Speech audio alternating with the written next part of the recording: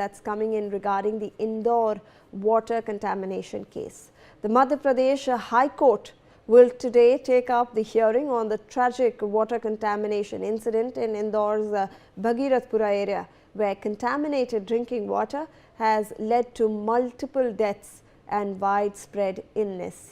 The case continues to highlight serious concerns over civic infrastructure in India's cleanest city. In the previous hearing on December 31st, the division bench directed the Indore Municipal Corporation to ensure immediate supply of pure drinking water and the state government to provide free, high-quality medical treatment to all the affected residents. The court sought a detailed status report from both the state and the corporation, including exact figures on the number of affected people, hospital admissions, deaths and facilities provided. Today's hearing is scheduled at the Indore bench of the Madhya Pradesh High Court, with the double bench sitting in Jabalpur conducting proceedings via video conference. Sources indicate that the session is likely to commence after 12 noon. Focusing on the submitted status report and further directions for accountability and relief. Joining us on the broadcast is my colleague Chetan Seth with more on this. Chetan, हम ये सुन रहे हैं कि जो मध्य प्रदेश का high court है वो आज हियरिंग फिर से रहेगा। 31 दिसंबर को भी एक हियरिंग थी, उन्होंने स्टेटस रिपोर्ट मांगी थी और आज वो स्टेटस रिपोर्ट शायद सबमिट होगी और फिर जो अकाउंटेबिलिटी है और नेक्स्ट स्टेप ऑफ एक्शन है वो डिसाइड किया जाएगा ये पूरे केस में। चेतन, बिल्कुल, देखिए, राज्य सरकार के लिए हाई कोर्ट की ओर से एक नोटिस दिया गया था और आज 2 तारीख 3 दिन में जवाब मांगा था। राज्य सरकार की ओर से जो जांच कराई गई थी, पहली प्राथमिकता के तौर पर उसमें बात सामने आई कि पानी में कई तरह के बैक्टीरिया थे जिन बैक्टीरिया से लोगों की मौत हुई है। आज कोर्ट में जवाब पेश होगा और जवाब पेश होने के बाद कोर्ट आगे की जो है कार्रवाई करेगा। क्या कुछ फैसला सुनाता है, सबकी निगाहें इस वक्त कोर्ट के उस फैसले पर टिकी हुई हैं। लेकिन साफ तौर पर कहा जाए कि रिपोर्ट आने के बाद अभी भी कोई जो जिम्मेदार अफसर हैं, राजनेता हैं, उन पर कोई भी एक्शन नहीं लिया गया। यही वजह है कि सीएम ने हालांकि मुआवजे का ऐलान किया, लेकिन मुआवजे का ऐलान जो सरकारी आंकड़े हैं उसमें भी अभी तक जो ऑफिशियल जानकारी है 4 लोगों की मौत की पुष्टि हुई है, लेकिन अब तक आंकड़ा 14 पर पहुंच गया। मंत्री कैलाश विजयवर्गीय की ओर से जो बयान दिए जा रहे हैं, बार बार अलग अलग बयान दिए गए, कभी 2 मौत, कभी 3, कभी 8, कभी 5, तो अलग अलग आंकड़े उनके द्वारा बताए जा रहे हैं। तो साफ तौर पर कहा जाए कि अभी भी राज्य सरकार की ओर से स्पष्ट नहीं किया गया कि मौतों का आंकड़ा आखिरकार क्या है, क्योंकि वहाँ के जो आंकड़े आए हैं वो आंकड़े बताते हैं कि 14 लोगों की मौत हुई है और 200 के लगभग लोग अभी अस्पताल में उपचार करा रहे हैं। इसके अलावा 35 से ज़्यादा लोगों की हालत गंभीर है। तो हाईकोर्ट के उस फैसले पर अब राज्य सरकार की ओर से क्या कुछ जवाब दिया जाता है, सबकी इस पर निगाह है। दूसरा, उस जवाब के ऊपर हाईकोर्ट का क्या कुछ एक्शन रहता है, इस पर सबकी निगाहें टिकी हुई हैं। जी बिल्कुल चेतन, बने रहे हमारे साथ। In fact the water contamination tragedy in Indore's Bhagirathpura area continues to unfold, with residents voicing deep frustration and loss of trust in the municipal supply system. As the Madhya Pradesh High Court held its hearing on the crisis, voices from the ground actually paint a picture of prolonged neglect and personal hardship.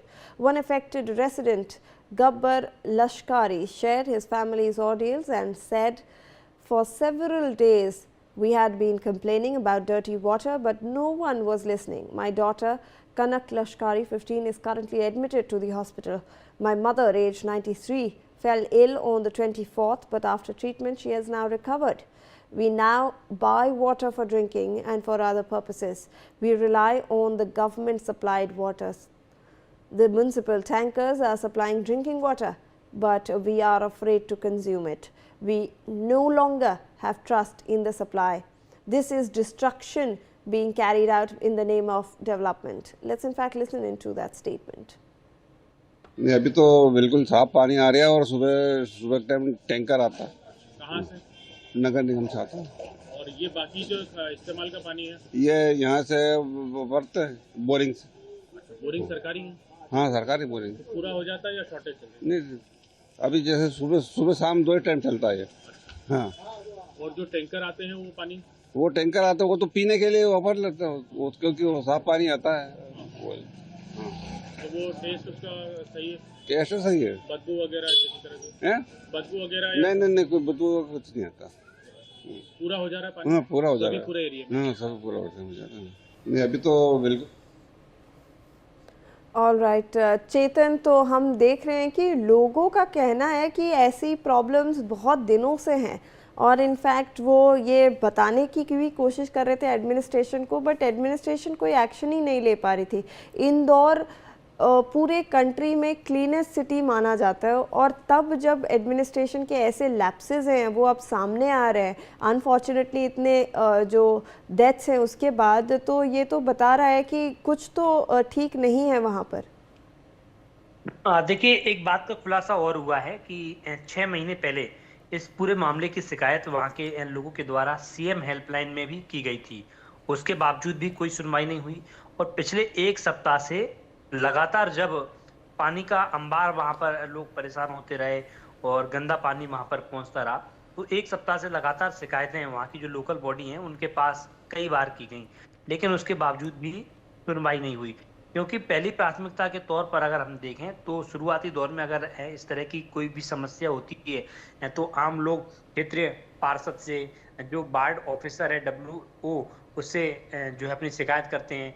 इसके अलावा फिर जब वहाँ सुनवाई नहीं होती तो वो MIC मेंबर या नगर निगम में उपायुक्त या नगर निगम कमिश्नर, उसके बाद महापौर, उसके बाद विधायक तक लोग पहुंचते हैं। तो लोगों के द्वारा पिछले एक सप्ताह से लिखित और मौखिक दोनों प्रकार की शिकायतें इन सभी लोगों के पास भेजी गई और बार बार ये आग्रह किया गया कम से कम पानी के टैंकर की तो लोगों के द्वारा व्यवस्था की जाए, लेकिन उसके बावजूद भी पानी के टैंकर की व्यवस्था भी नहीं की। जब हादसा हुआ, इतने लोगों की मौत हुई और उसके बाद अब प्रशासन जागा है, जब आज से और कल शाम से वहां पर टैंकर की व्यवस्था की गई कि लोगों को अब टैंकर के माध्यम से पानी भेजा जा रहा है। लेकिन सवाल यही है कि यार 14 लोगों की जब मौत हुई उसके बाद प्रशासन जागा, उसके बाद आखिरकार एक्शन क्यों नहीं लिया गया था? जी बिल्कुल चेतन, धन्यवाद आपका हमें इतनी सारी जानकारी देने के लिए। We are